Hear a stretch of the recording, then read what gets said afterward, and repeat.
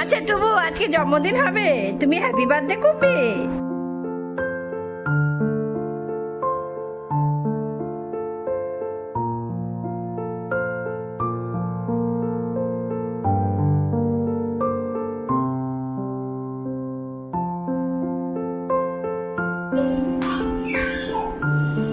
বাবারে বাবারে বাবারে, সোনা কই, সোনা কই, সোনা কই। Happy birthday to you. Happy birthday to you.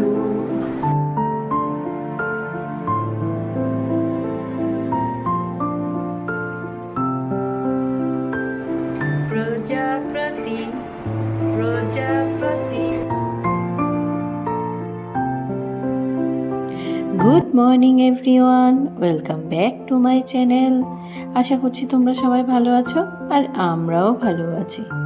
আজ আবার তোমাদের সামনে চলে এসেছি নতুন আর একটা ব্লগ নিয়ে।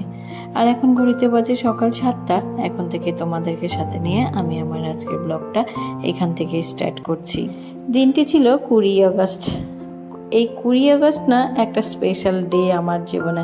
মানে এই 20 আগস্টে এই পৃথিবীতে এসেছিলাম, তবে আমার সেটা একদমই মনে ছিল না। ওই রাত 12টা বাজতেই হাজব্যান্ড উইশ করেছে, তখনই মনে পড়েছে। আর সকালবেলা ঘুম থেকে উঠে যখন নিচে এসেছি, সাথে সাথে মা আর বাবাও আমায় কিন্তু বার্থডে উইশ করে দিয়েছিল। ওদিকে টুবু সোনা তো এখনও ঘুমোচ্ছে, সেই ফাঁকে মা বাবা আর আমি একসাথে বসে পেপারে চোখ বুলাতে বুলাতে চা বিস্কিটটা খেয়ে নিয়েছিলাম। প্রিয়া হ্যাপি বার্থডে বলো দাদা, বলো বলো প্রিয়া, প্রিয়া হ্যাপি। আচ্ছা টুবু, আজকে জন্মদিন হবে, তুমি হ্যাপি বার্থডে করবে? না না না, হাততালি হাততালি। হ্যাপি বার্থডে হবে, হ্যাপি বার্থডে হবে। কেক কাটা হবে, কেক কাটা হবে। হ্যাপি বার্থডে টু ইউ প্রিয়া। আমার টুবু বাবু তো এখনও ছোট, ভালো করে এখনও কথা বলতে পারে না।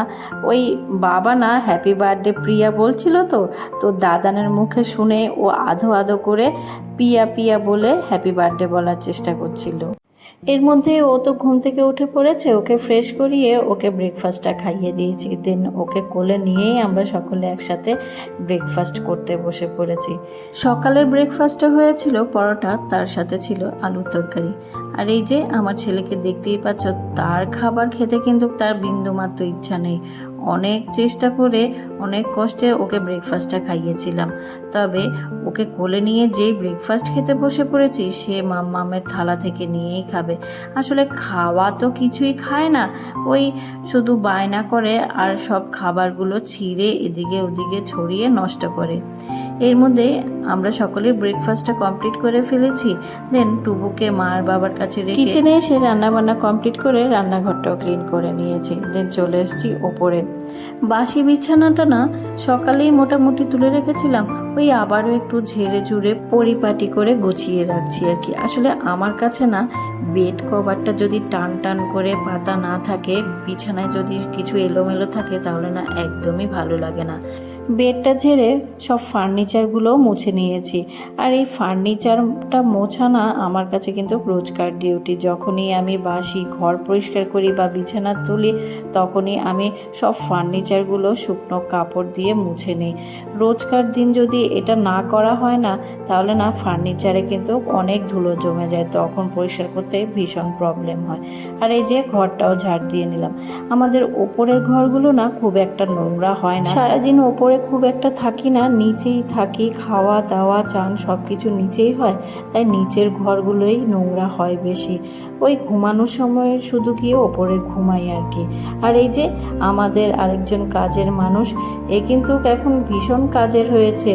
যখনই মাম্মাম বা নামুদ ঘর ঝাড় দিতে যাবে বা যে কোনো কাজ করতে যাবে, সেই আগে গিয়ে সেই কাজে হাত লাগায়। আর তোমরাই বলো, বাড়িতে যদি এরকম একটা কাজের লোক থাকে, তাহলে আর কিসের চিন্তা। বেশ কতদিন ধরে তো বর্ষা শুরু হয়েছে, আর এই বর্ষায় না বেশ ঠান্ডা ঠান্ডা ওয়েদার।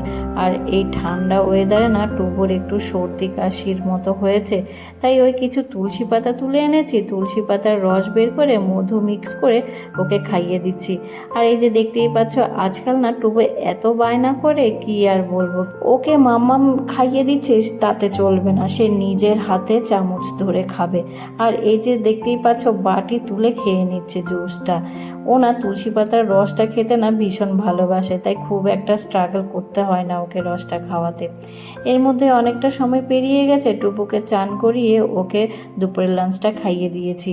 ওকে লাঞ্চ খাওয়াতে খাওয়াতে এদিকে দেখো মা চান করে পুজো দিয়ে আজকের বার্থডে গার্লের জন্য লাঞ্চের প্রিপারেশন শুরু করে দিয়েছে। আর আমি চান করে চলে এসেছি একটু ঠাকুর ঘরে। আজকেও একটাই প্রার্থনা ভগবানের জীবনের এতগুলো বছর পেরিয়ে এই প্রান্তে এসেও এটাই চাই, শ্বশুর বাবা শাশুড়ি মা স্বামী সন্তান সুখে দুঃখে সবাই একসাথে মিলেমিশে যেন আমার জীবনের বাকি দিনগুলো এভাবেই কাটিয়ে দিতে পারি। এখানে দেখো বার্থডে গার্লের লাঞ্চ থালি কিন্তু একদম রেডি। আজকের লাঞ্চের মেনুতে ছিল 5 রকম ভাজা, ইলিশ মাছের বাটি পাতুরি, ডাল, চিকেন কষা, তার সাথে ছিল ওলের তরকারি। আজ বার্থডে গার্লের লাঞ্চ মেনুর সম্পূর্ণটাই কিন্তু মা নিজের হাতে অ্যারেঞ্জ করেছিল। দুজনে একসাথে বসেই গল্প করতে করতে লাঞ্চটা সেরে নিয়েছিলাম। এই যে লাঞ্চ সেরে আবারও কিন্তু বসে পড়েছি মার হাতে রসমলাই খাবো বলে। যেহেতু পায়েস হয়নি, আমি পায়েসটা খুব একটা ভালোবাসি না তাই করেনি, তবে বাবা না এই রসমলাইটা কিনে এনেছিল। এতটা টেস্টি না খেতে কি আর বলবো তোমাদের, ভীষণ ভালো লাগে আমার এই রসমলাই। এরপর থেকেই যখন শুনেছে আমার রসমলাই প্রিয়, বাবা না প্রতি বছর জন্মদিনের আগে এই রসমলাইটা আমার জন্য কিনে নিয়ে আসে। তো বন্ধুরা এখন আবার তোমাদের সাথে দেখা হচ্ছে সেই বিকেলবেলা। ঘড়িতে সময় 6টা মতো বেজেছিল তখন ঘড়িতে। ওকে ঘুম থেকে উঠে নিচে আনতেই দেখো রান্নাঘরে গিয়ে মশলার কৌটো থেকে মশলা এনে ওই মশলা ঢালা পোড়া করছিল। আজকাল এটাই শিখেছে, ওই সুযোগেই আমি ওকে সন্ধ্যের টিফিনটা খাইয়ে দিয়েছিলাম। খাইয়ে আমি রেডি হয়ে যেই নিচে নেমেছি, বলো বাবা কি শোনা, হ্যাঁ হ্যাঁ কি রে বাবা, পড়বে পড়বে, আসো পড়িয়ে দিই। বাবারে বাবারে বাবারে, শোনা কই শোনা কই শোনা কই,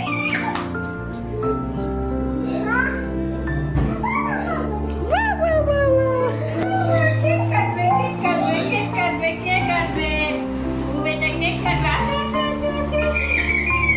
হাজব্যান্ড বাড়ি ফেরার পথে কেক নিয়ে এসে আমায় আবার সারপ্রাইজ দিয়েছে। আমি জানতামই না সে যে কেক নিয়ে আসবে। আর আমি যেই রেডি হয়ে নিচে নেমেছি, সে কি আনন্দ, তার ছেলের আনন্দ দেখে যে আমার কি ভালো লাগছিল সেটা আর বলে বোঝানোর মতো না। কার যে বার্থডে সেটা বোঝাই যাচ্ছিল না, ছেলে নাকি তার মার। Happy birthday to you. Happy birthday, dear Priyanka. Happy birthday to you.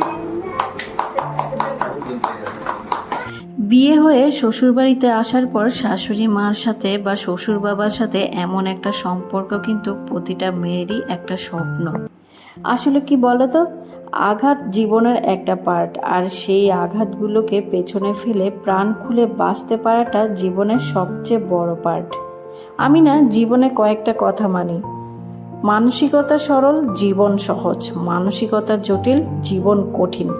জীবনে চলার পথে যদি অপমানগুলোকে ছুঁড়ে ফেলতে পারো, তবে উপহারগুলোকে হাতের মুঠোয় আনতে পারবে। জীবন দুটোই দেবে, তোমাকে শুধু ছাঁকনি হয়ে ছেঁকে নিতে হবে, তবেই জীবন সুন্দর হবে। এদিকে তোমাদের সাথে কথা বলতে বলতে দেখো আমাদের কেক কাটাকাটির পর্ব মিটিয়ে কেক খাওয়ার পর্ব মিটিয়ে নিয়েছিলাম। আর এই যে হাজব্যান্ড কেকের সাথে এই ফ্রাইড মোমোগুলো নিয়ে এসেছিল, তো কেক খাওয়ার পর্ব মিটিয়ে ফ্রাইড মোমোগুলো সব পরিবেশন করে দিয়েছিলাম। ওই প্রথমে বাবাকে দিয়ে দিয়েছিলাম, বাবা খেয়ে টুবুকে নিয়ে ওই রুমে বসে আছে, দেন আমরাও খেয়ে নিচ্ছি। আমার তো ছেলেটা আবার ভীষণ ভালো, তাই আমরা সবাই একসাথে বসে খেতে পাই না। আসলে বার্থডেতে তো আর আলাদা কেউ গেস্ট নেই, সব আমরাই। আর এই যে আমরা দুজনেই খুনসুটি করতে কিন্তু ওস্তাদ। আমি না এখনো বুঝতেই পারি না কি করে যে জীবনের এতগুলো বছর কাটিয়ে দিলাম, এখনও না এসব ছেলে মানুষে এইসব খুনসুটি আমার ভেতর থেকে নিজের অজান্তেই বেরিয়ে আসে। আর হাজব্যান্ডও বেশ এনজয় করে। তিনজনে একসাথে বসে গল্প করতে করতে মোমো এনজয় করছিলাম। যারা আজকের ভিডিওটা এই পর্যন্ত দেখেছো তাদের যদি একটু হলেও ভালো লাগে তাহলে চ্যানেলটা সাবস্ক্রাইব করে আর ভিডিওটা লাইক করে আমার পাশে বন্ধু হয়ে থাকতে পারো। সন্ধ্যের টিফিনের পর্ব মিটিয়ে রাতের ডিনার কমপ্লিট করে টুবুকে ঘুম পাড়াতে নিয়েছিলাম, তবে সে বেটা আজকাল গান না শুনে ঘুমাবে না। প্রজাপতি প্রজাপতি